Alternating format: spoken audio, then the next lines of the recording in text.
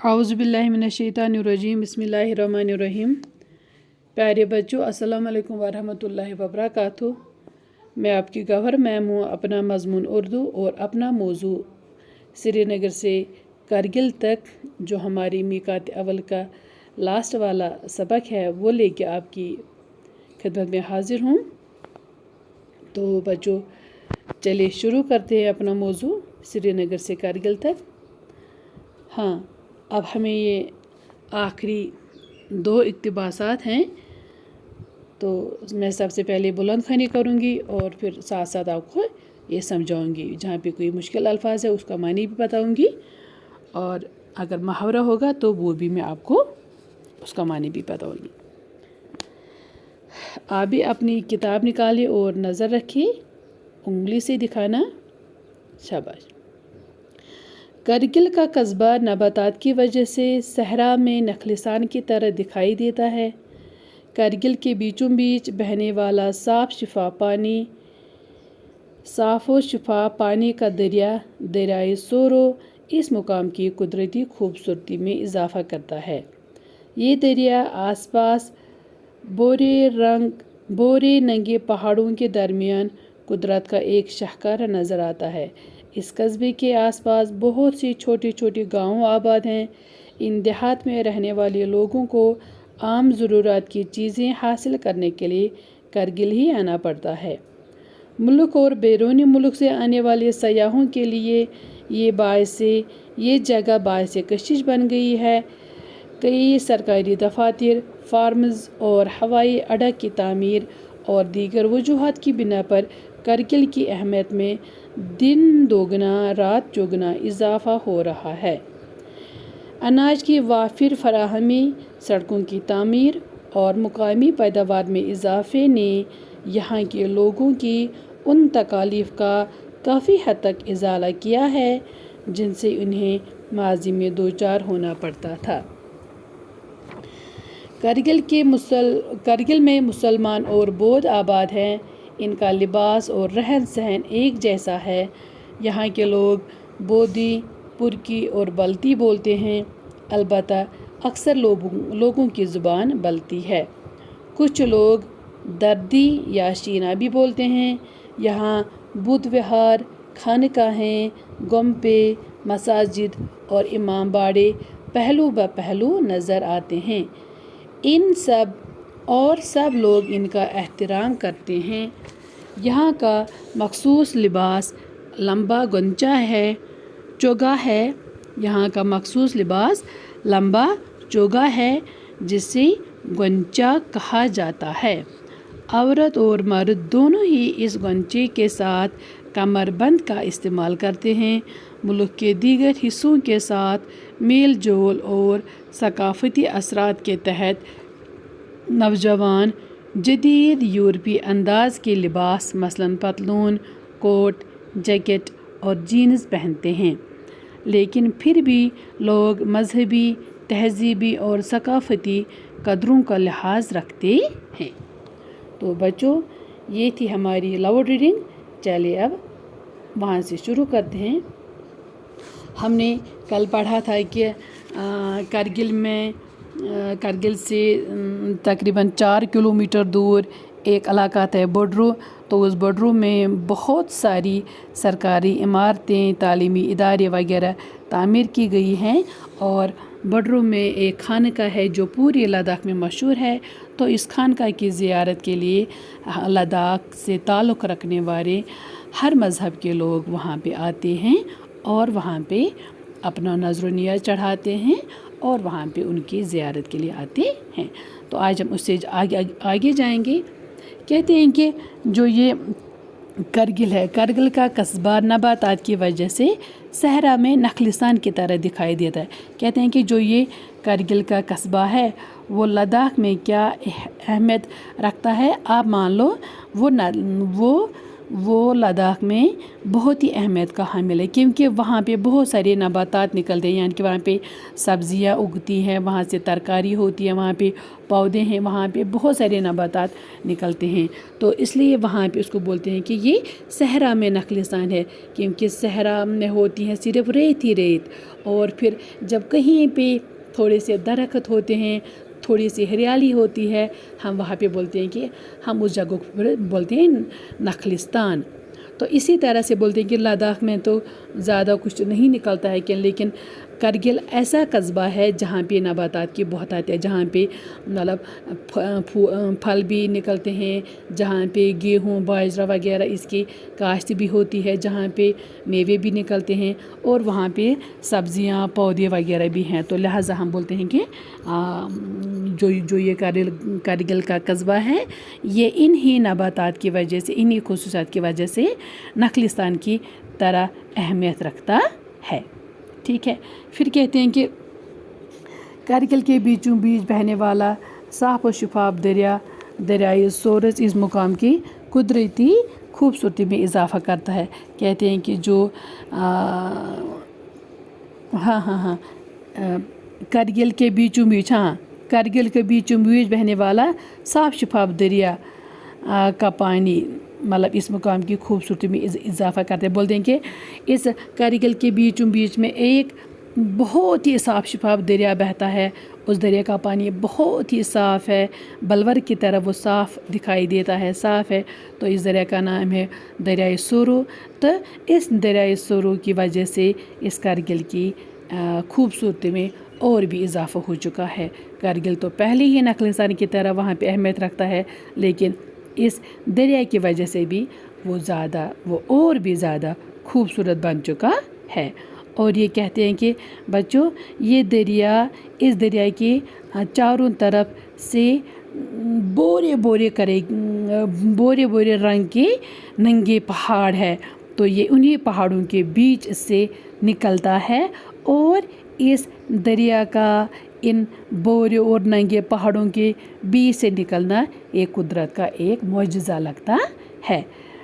یعنی کہ وہاں پہ چاکلیٹ کلر کے بورے ہو گئے، تھوڑا سا وہ براؤنش کلر کے مطلب پتھر کے ننگے پہاڑیں، ننگے ان کو اس لیے بولتے ہیں کیونکہ ان پہاڑوں پہ کوئی پیڑ پودا ہمیں دکھائی نہیں دیتا ہے، تو انہی بورے ننگے پہاڑوں کے بیچ سے اس بیچ یا ان سے نکلنے والی اس دریا کو ہم بولتے ہیں کہ یہ ایک قدرت کا شاہکارہ ہے، یہ قدرت کا معجزہ ہے، تو یہ بھی کرگل کی خوبصورتی کو بہت زیادہ بڑھاتا ہے۔ بولتے ہیں کہ اس قصبے کے آس پاس بہت چھوٹے چھوٹے گاؤں آباد ہے، اور ان دیہات میں رہنے والے لوگوں کو عام ضرورت کی چیزیں حاصل کرنے کے لیے کرگل ہی آنا پڑتے ہیں۔ بچوں کہتے ہیں کہ جو یہ کرگل ہے، کرگل کے آس پاس بہت چھوٹے چھوٹے گاؤں آباد ہے۔ یہ قصبہ ہے، یہ ٹاؤن ہے، مین ٹاؤن ہے، تو ٹاؤن کے دائیں بائیں آگے پیچھے ٹاؤن کے آس پاس بہت چھوٹے چھوٹے سے گاؤں آباد ہے، اور ان گاؤں والوں کو اگر معمولی سے معمولی چیز بھی خریدنی پڑ جاتی ہے تو وہ خریدنے کے لیے ان کو کرگل ہی آنا پڑتا ہے، ان کو معمولی سے معمولی چیز خریدنے کے لیے بھی کرگل میں ہی شاپنگ کرنی پڑتی ہے، یعنی کہ کرگل ہی آنا پڑتا ہے۔ ملک اور بیرون ملک سے آنے والے سیاحوں کے لیے بھی یہ جگہ باعث کشش بن گئی ہے۔ بولتے ہیں کہ اب تو یہ ٹاؤن ہے، تو ملک سے اور ملک کے باہر سے، یعنی کہ جو فارن کے ٹورسٹس ہوتے ہیں اور جو اپنے ملک سے ٹورسٹس وہاں پہ آتے ہیں، تو یہ جگہ یہ کرگل ان کے لیے باعث کشش بن گئی ہے، یعنی کہ سارے ٹورسٹس وہاں پہ اچھے طریقے سے رہتے ہیں، کیونکہ وہاں پہ ان کو اب صحت افزا مقام بن گیا ہے، کشش کی وجہ وہاں پہ یہ بن گئی ہے۔ اب تو وہاں پہ ہوٹلز بن گئے ہیں، وہاں پہ سرکاری دفاتر ہیں، وہاں پہ بہت سارے فارمز ہیں، ہے نا، اور وہاں پہ ہوائی اڈا بھی ہے، ٹھیک ہے. تو ان کی انہی تعمیرات کی وجہ سے یا اور بھی وہاں پہ اب سڑکیں بھی بہت اچھی بنا دی گئی ہے اور وہاں پہ مقامی پیداوار بھی بہت اچھا نکلتا ہے نا. تو ان چیزوں کی وجہ سے کرگل کی اہمیت میں کیا ہوتا ہے کہ دن دگنا اور رات چگنا وہاں پہ اس کی اہمیت میں اضافہ ہو رہا ہے.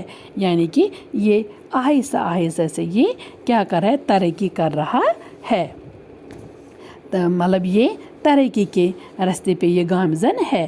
یہ ترقی مطلب میں لگو ساری حکومت وہاں پہ زیادہ ڈیولپمنٹ کے کاموں میں لگی ہوئی ہے, کیونکہ ٹورسٹز وہیں پہ ٹھہرتے ہیں, ٹورسٹز وہیں پہ آتے ہیں. تو لہٰذا اس علاقے کی خوبصورتی میں حکومت زیادہ دھیان دیتی ہے اور یہ باعث کشش بن گیا ہے. ٹھیک ہے, وہاں پہ بہت زیادہ ترقی ہو رہی ہے. بولتے ہیں کہ اناج کی وافر فراہمی, سڑکوں کی تعمیر اور مقامی پیداوار میں اضافے نے یہاں کے لوگوں کی ان تکالیف کا کافی حد تک ازالہ کیا ہے جن سے انہیں ماضی میں دوچار ہونا پڑتا تھا. بولتے ہیں کہ اب جب کہ یہ ٹاؤن ہے, قصبہ ہے, تو وہاں پہ اب اناج کی وافر فراہمی رکھی گئی ہے. یعنی کہ وہاں پہ سٹورز قائم کیے گئے ہیں, وہاں پہ اناج بہت زیادہ تعداد میں رکھا گیا, کثیر تعداد میں وہاں پہ اناج ہے, کیونکہ وہاں پہ ٹورسٹز بھی آتے ہیں, وہاں پہ فارن کے ٹورسٹز بھی آتے ہیں, وہاں پہ زیادہ بھیڑ رہتی ہے.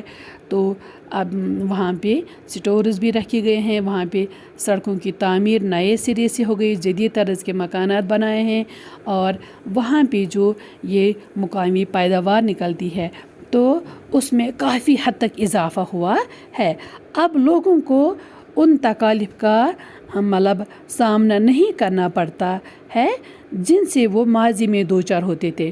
وہ تکالیف جو ان کو ماضی میں اٹھانے پڑتے تھے, تو اب ان تکالیف سے ان کو کافی حد تک راحت مل گئی ہے, کیونکہ کرگل میں ہر ایک چیز کی مطلب یہ رکھی گئی ہے, فیسلٹی رکھی گئی ہے. اب وہاں پہ سڑکیں بھی اچھی ہے, اب وہاں پہ پیداوار بھی بہت اچھے نکلے اور پیداوار میں اضافہ کیا گیا ہے.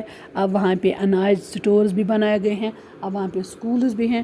تو وہاں کے لوگوں کو کسی بھی قسم کا تکلیف نہیں اٹھانا پڑتا ہے. لہٰذا جو پرانے زمانے میں لوگوں کو تکلیف اٹھانی پڑتی تھی, اب ان کو اس میں بھی بہت زیادہ راحت مل گئی ہے. تو کرگل میں مسلمان اور بودھ آباد ہیں, ان کا رہن سہن لباس ایک جیسا ہے. بچوں کہتے ہیں کہ جو کرگل ہے, کرگل کا علاقہ ہے, تو کرگل میں مسلمان بھی رہتے ہیں اور بودھ بھی رہتے ہیں. تو ان دونوں کا, بدھسٹس کا بھی اور مسلمان کا, ان کا کھانا پینا, لباس, رہن سہن یہ ایک جیسا ہے, اس میں کوئی فرق نہیں ہے. یہاں کے لوگ بودھی, پرکی اور بلتی بولتے ہیں. البتہ اکثر لوگوں کی زبان بلتی ہے. کچھ لوگ دردی یا چینا بھی بولتے ہیں کہ یہاں پہ مطلب لوگ جو ہے نا وہ 2-4 قسم کی زبانیں بولتی ہیں. کچھ لوگ بودھی بولتے ہیں, کچھ لوگ پرکی بولتے ہیں, کچھ لوگ بلتی بولتے ہیں, اور کچھ لوگ دردی یا چینا بھی بولتے ہیں. لیکن کہتے ہیں کہ اکثر لوگوں کی زبان ہے بلتی. شاباش. یہاں بدھ وہار, خانقاہیں, گمپے, مساجد اور امام باڑے پہلو بہ پہلو نظر آتے ہیں اور سب لوگ ان کا احترام کرتے ہیں. بچوں کہتے ہیں کہ جو کرگل کے لوگ ہیں وہ آپس میں بہت ہی پیار و محبت سے رہتے ہیں, اور وہاں پہ مساجدیں, مطلب خانقاہیں, بدھ وہار, گمپے, امام باڑے, یہ پہلو بہ پہلو یعنی کہ یہ ساتھ ساتھ ہی نظر آتے ہیں. ایک جگہ پہ مطلب اگر یہاں پہ مسجد ہے, رائٹ سائڈ میں دائیں جانب ہے مسجد, تو بائیں جانب ہے گمپا, دائیں جانب ہے امام باڑہ, بائیں جانب ہے بدھ وہار. تو یہ ساتھ ساتھ نظر آتے ہیں اور سارے لوگ ایک دوسرے کی ان مقدس عبادات کا احترام کرتے ہیں. ٹھیک ہے. یہاں کا مخصوص لباس لمبا چوگا ہے جسے گونچا کہتے ہیں. عورت اور مرد دونوں ہی اس چوگے کے ساتھ کمر بند کا استعمال کرتے ہیں. ملک اور دیگر حصوں کے ساتھ میل جول اور ثقافتی اثرات کے تحت نوجوان جدید یورپی انداز کے لباس مثلاً پتلون, کوٹ, جیکٹ اور جینز پہنتے ہیں. لیکن پھر بھی لوگ مذہبی तहजीबी और सकाफती कदरों का लिहाज रखते हैं। बोलते हैं कि यहाँ के लोगों का एक ख़ास एक लिबास है, वो लंबा चौगा होता है जिसे ये लोग गंचा कहते हैं। ये सारे मर्द औरत मतलब पहनते हैं और सारे इस चौगे के ऊपर कमरबंद का इस्तेमाल करते हैं, यानी कि एक बेल्ट होता है वो भी बांधते हैं।